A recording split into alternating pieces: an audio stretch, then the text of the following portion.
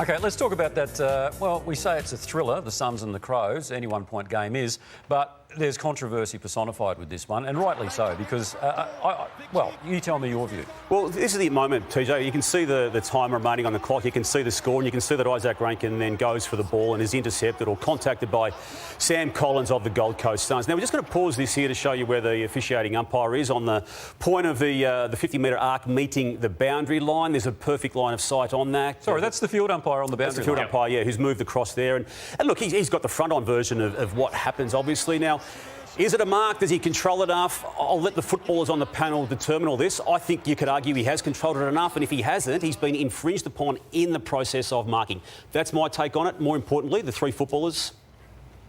I thought that not paying the mark was the right decision. I don't think he held it for long enough, and I think 50-50, I look at that and go, I would have been happy if he paid the mark. I would have been happy if he paid the free kick. So it was a tough one for the umpire. Was he in a position where he couldn't see the back of Taylor coming through? So there's so much ambiguity to it.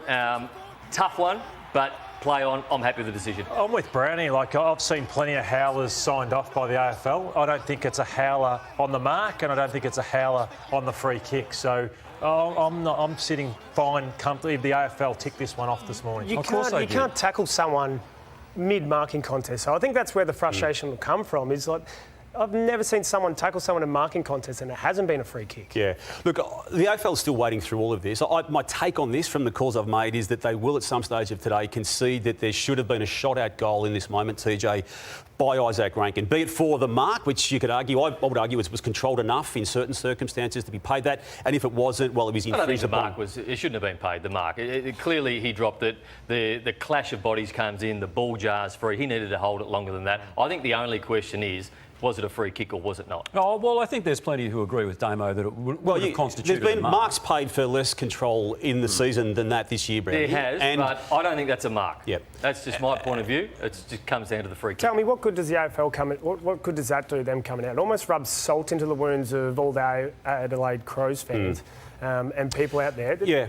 I'd rather them just go, well, it is what it is, move on. There's mistakes made in the... It's a fair point. What they will do as a rule, and I'll let them explain this today when they do, I believe, concede that he should have had a shot at goal, will say that when a game is decided late by one or two umpiring decisions, they will at least clarify it. Now, they're not going to do that for an incident, say, at the 7-minute mark of the third quarter on every single occasion. So your point about rubbing salt in the wounds, obviously there's history with this club and those moments. In 2023, when the Ben Keys non-goal was a situation that kept them out of the finals, and even prior to that game, in that same season where Jordan Dawson should have got a free kick at goal against Collingwood late in the season. Damo, are you suggesting they're going to admit to an error here? I'm suggesting that they will say that Isaac Rankin should have had a shot at goal. OK, and I agree with that. Should that officiating umpire, the one on the boundary, be dropped? Well, given that both Lloydie and Brownie have said that there were mitigating circumstances in him arriving at that decision, maybe not. Look, we all subscribe to the view that mistakes are made on a field of play all the time, aren't there? From the players, from the coaches, from the umpires. So I don't think it's an absolute howler, but it's decided... Well, sorry. There was 1 point left with 100 seconds of a game to go. I mean, you're going to review it, aren't you? I don't think he should be dropped for that.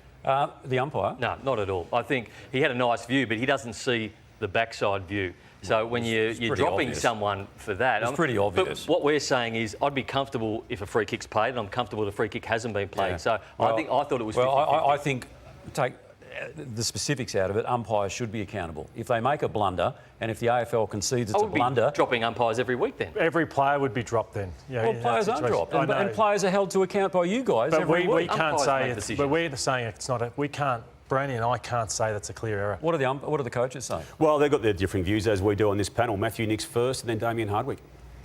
Oh, look, my version of it is I think if he didn't mark it, he's tackled in a marking contest. But that's, again, it's... You know, we made so many mistakes throughout the game, things happen. What do I preach to the players? I preach about you being in the moment, don't blame others, get on with life. You got to butter up and go again next week. So I'm doing my best to stay in that space. But I'd say there's some really frustrated fans of ours out there, and I feel for them, and I'm a little bit with them. Oh, we're not going to go through every free kick, are we, or not? Because there's a few that could have got. That's the only one. Yeah, I think there was a. Yeah, that's a swings and roundabouts. The game. It's a tough game to umpire. We understand that. So the fact of the matter is, the umpire calls the plays. I don't get to coach it from the box. And I love what Nixie spoke about, because sensing the frustration from fans, so he's dealing with that part of it, but all they've got to do now is move on. All you can do is go, well, we shouldn't have been in that position with a minute left, and that was clearly Nixie's message to go, well, it's a minute left, you're relying on luck at that point of the game, so let's not be in that position next time. There was more controversy as well, and that was McAndrew and Riley Thilthorpe after the game. So fair bit when I didn't like this from McAndrew. So Thilthorpe goes down, he gets kneed in the head by McAndrew, and that hurts when you get hit on the eyebrow or the top of the head. He's down. McAndrew gets down and sort of gets in his face, and they'd been at it for most of the night. Thilthorpe had dominated, so he gets kneed in the head there. Accidental. But then he just kept carrying on with it a bit, McAndrew, and I've got no issues with getting into a forward, but I thought he lacked class, McAndrew, both in that moment and after the game, where he took it too far.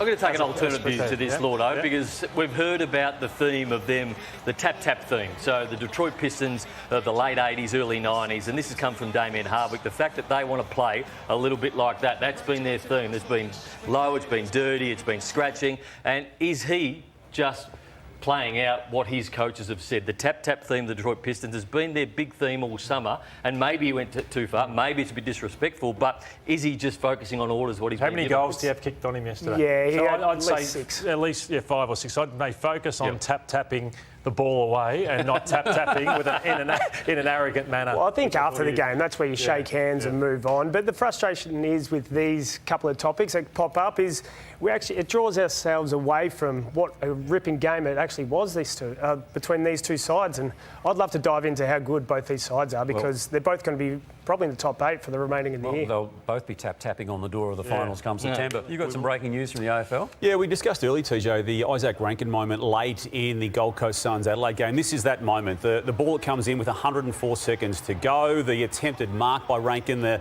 interference by Sam Collins. We all had views on it. They actually all differed as we discussed it in the first segment today, but people can watch it as I read this official statement, TJ, from a spokesperson at the AFL. With 1:44 remaining in the Gold Coast v Adelaide match, Rankin should have been awarded a mark. Subsequently, he was also held in the marking contest, which should have also warranted a free kick. Upon review, the umpires missed it in real time. The AFL Football Department has contacted Adelaide this morning. So that's fresh off the AFL's own review into that moment late in the game. Well, what does it mean we've contacted Adelaide? What do? You ring up, they answer, and you say we've made a mistake, and Isaac Rankin should have been having a shot at goal, either for the mark or the infringement upon trying to mark. It means we've got to rub salt in the wounds twice now, instead of once. It's I don't know. It means nothing. But you'd rather wouldn't you rather that than the transparency than to say nothing at all, or to say it was the right decision if they have determined that it wasn't? And yet they say nothing about the umpire, whether he's going to officiate this weekend. Again, I haven't got to the bottom of that aspect of it. I mean, as we said in the first segment, I don't think that was an absolute howler. But when there's 104 seconds remaining of a game, the policy, as a rule, is for the AFL to publicly address what it is that has shaped the game of footy, given there was a 1-point margin. The AFL will be praying they don't miss out by a game again. Well, that's it, and so will Adelaide Crows fans. And that's the key, Lotto, because it did happen in 2023 with the Ben Keays non-goal, and even prior to that, in a match against Collingwood, where Dawson was meant to have got a free kick, to have a shot at goal in another game that was, I think, a draw, wasn't it, Rory? Yeah, and you can go right back to, I think, 2008 with Jack Anthony and Ben Run we'll draw a line somewhere, Rory. The Crows fans hold on to a lot. That was 2009. I reckon that free kick was there. Yeah, I reckon that free kick was there. 1979 grand final, Collingwood Carlton. I mean, we can go back. The ball was out. Well, if you ask Eddie, it wasn't. Anyway, it was.